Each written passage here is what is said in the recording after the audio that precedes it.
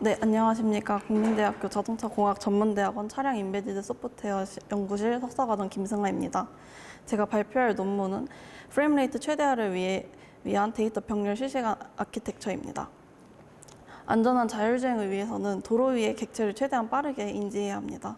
뿐만 아니라 단시간 내에 최대한 많은 사진을 처리할 수 있어야 합니다. 즉, 펄세션 딜레이는 줄이고 프레임 레이트는 증가시켜야 합니다.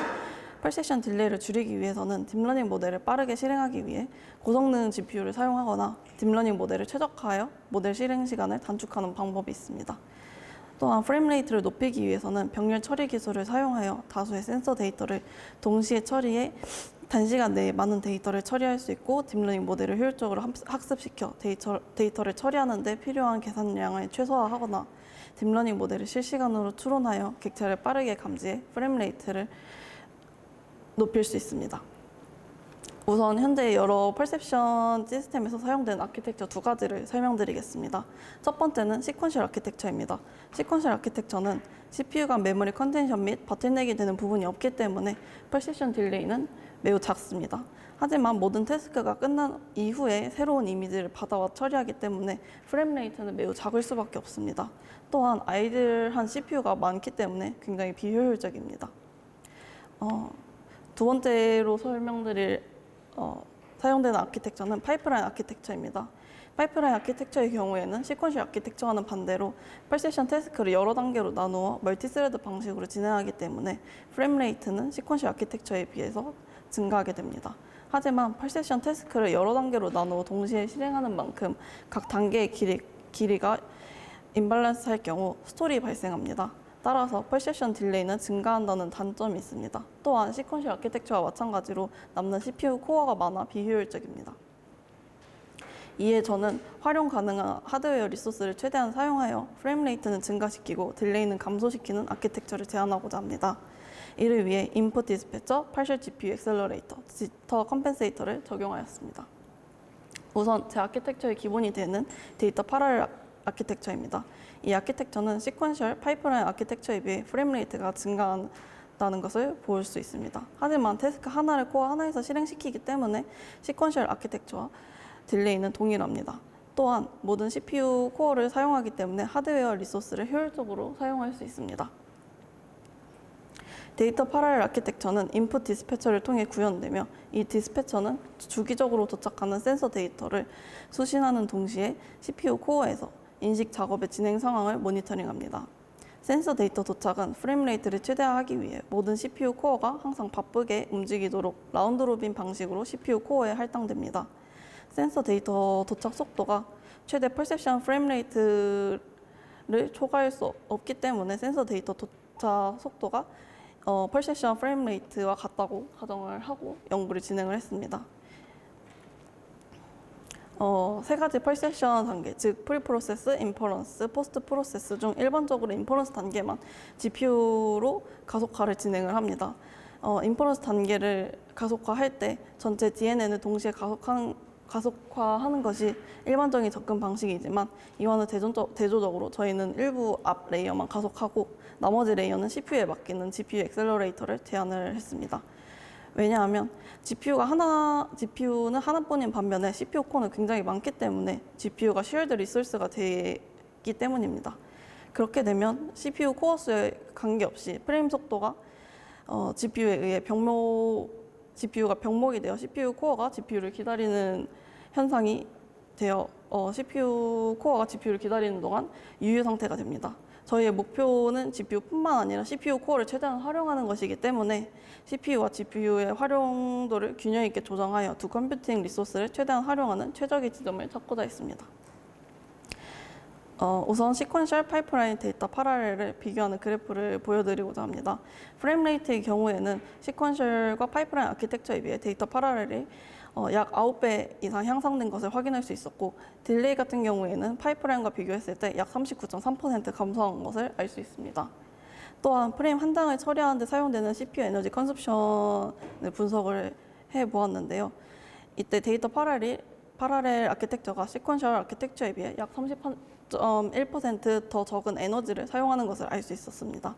하지만 여기서 시퀀셜 아키텍처의 딜레이와 데이터 파랄 아키텍처의 딜레이를 비교해 보았을 때 둘 다 한 코어 내에서 프리 프로세스, 인퍼런스, 포스트 프로세스를 순차적으로 실행을 하는데도 불구하고 데이터 파랄렐은 딜레이가 조금 더 큰 것을 알 수 있습니다. 이는 메모리 컨텐션으로 인한 딜레이 상승인데요. 저희가 실험을 진행했던 엔비디아 제슨 AGX 올인의 CPU는 다음과 같이 구성되어 있습니다. 3개의 CPU 클러스터에 각각 4개의 코어가 배정이 되어 있고 각 클러스터는 L3 캐시를 공유하고 있습니다. 때문에 그 코어 간의 메모리 컨텐션이 발생을 해서 딜레이가 증가하는 현상이 있습니다. 이 그래프는 메모리 컨텐션으로 인한 딜레이 증가를 보여주는 그래프인데요. 왼쪽은 시퀀셜 아키텍처를 각 코어에서 실행했을 때의 딜레이입니다. 오른쪽은 데이터 파랄 아키텍처를 실행했을 때의 딜레이 결과로 시퀀셜에 비해 딜레이가 약간 증가한 것을 알 수 있습니다. 하지만 오른쪽 그래프를 보시면 코어마다 딜레이가 증가한 폭이 조금씩 다른 것을 확인을 할 수 있는데 이는 메모리 컨텐션으로 인한 딜레이 상승을 정확하게 예측하기 하는 것은 어렵다는 것을 의미합니다. 다음은 프리 프로세스, CPU 인퍼런스, GPU 인퍼런스, 포스트 프로세스 각각의 단계의 익스큐션 타임의 지터가 얼마나 있는지를 분석한 그래프입니다. 파셜 DNN 엑셀러레이션을 실행을 했을 때 퍼세션 태스크를 이루는 프리 프로세스와 CPU 인퍼런스의 경우에는 CPU로 동작하기 때문에 파셜 DNN 엑셀러레이션이 진행될수록 딜레이가 줄어드는 것을 확인할 수 있습니다. 반대로 GPU 인퍼런스는 점점 더 커지는 것을 확인할 수 있었고 지터의 경우에는 CPU 인퍼런스가 프리 프로세스와 GPU 인퍼런스에 비해 좀 더 큰 것을 확인을 할 수 있었습니다.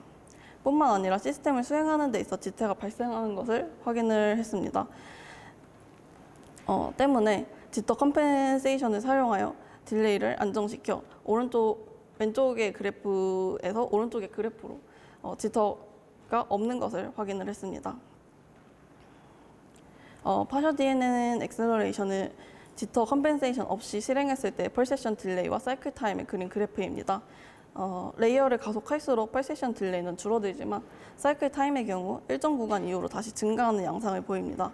또한 사이클 타임이 가장 낮은 지점 이전 구간에서는 사이클 타임에 대한 지터가 매우 심합니다. 이유는 왼쪽의 타임라인 그림을 보면 알 수 있습니다. 사이클 타임이 감소하는 구간에서는 사이클 타임은 각 태스크의 퍼세션 딜레이에 크게 의존하는 것을 알 수 있습니다. 하지만 앞서 보여드렸던 그래프에서 퍼세션 딜레이의 지터는 상당히 크기 때문에 사이클 타임에 대한 지터도 매우 사이클 타임에 영향을 같이 미쳐서 사이클 타임의 지터도 매우 심한 것을 확인할 수 있습니다. 사이클 타임이 증가하는 구간은 전체 퍼세션 딜레이의 크리티컬 섹션인 프리 프로세스와 GPU가 실행되는 단계의 실행 시간이 병목이 되기 때문입니다. 하지만 각 단계별 실행 시간의 지터를 봤을 때 GPU 인퍼런스에 대한 지터는 큰 편이 아니었기 때문에 앞에 사이클 타임이 감소하는 구간에 비해서는 사이클 타임 지터가 상대적으로 안정적입니다. 하지만 저희는 이 사이클 타임에 대한 지터를 없애고자 파셜 DNN 엑셀러레이션에 지터 컴펜세이션을 적용을 했습니다. 이 그림은 파셜 DNN 엑셀러레이션에 지터 컴펜세이션을 적용했을 때의 그림입니다. 앞에 아키텍처와 달리 크리티컬 섹션을 GPU 인퍼런스만으로 보고 각각의 섹션에 WCAT를 보상하기 때문에 사이클 타임이 매우 안정적으로 보입니다. 지터 컴펜세이션이 적용되어 퍼세션 딜레이와 사이클 타임 모두 지터가 없는 것을 확인을 할 수 있었습니다. 사이클 타임은 퍼세션 딜레이뿐만 아니라 GPU 인퍼런스 타임에도 영향을 받기 때문에 오른쪽 그래프와 같이 처음에는 퍼세션 딜레이에 맞춰서 감소를 하다가 다시 GPU 인퍼런스 타임에 맞춰서 증가하는 양상을 보일 수 있는데 이는 GPU 인퍼런스가 병목이 되는 구간 이후부터 GPU 인퍼런스와 사이클 타임이 같은 양상을 보이는 것을 확인할 수 있었습니다. 본 연구에서는 CPU와 GPU 등 주어진 컴퓨팅 리소스를 최대한 활용하여 최적의 인식 성능을 구현하는 실시간 퍼세션 시스템 아키텍처를 제안하고자 합니다. 이를 위해 센서 데이터를 사용 가능한 모든 CPU 코어에 라운드 로빈 방식으로 분배하는 데이터 패러렐 아키텍처를 사용합니다. 이렇게 할 경우 CPU 코어를 최대한 활용할 수 있기 때문입니다. 또한 DNN 인퍼런스 단계를 GPU에 가속화하여 모든 DNN 레이어를 가속화하지 않고 일부 레이어만 가속을 하여 CPU 코어와 GPU를 최대한 활용하여 프레임 레이트를 극대화하는 최적의 부분 partial DNN 액셀러레이터 지점을 찾습니다. 이렇게 찾은 지점이 펄세션 딜레이 측면에서 최적이 아닐 수 있지만 프레임 레이트 속도가 저하되는 대신 펄세션 딜레이를 줄이는 액셀러레이트 하는 레이어 수를 늘릴 수 있습니다. 이러한 경우 아이들한 CPU 코어와 CPU 코어를 최소화하여 선제적 스케줄링 알고리즘을 아이들한 CPU 코어를 최소화합니다. 향후에는 선제적 스케줄링 알고리즘을 고려하여 멀티 DNN 시스템으로 프레임워크를 확장할 계획입니다. 감사합니다.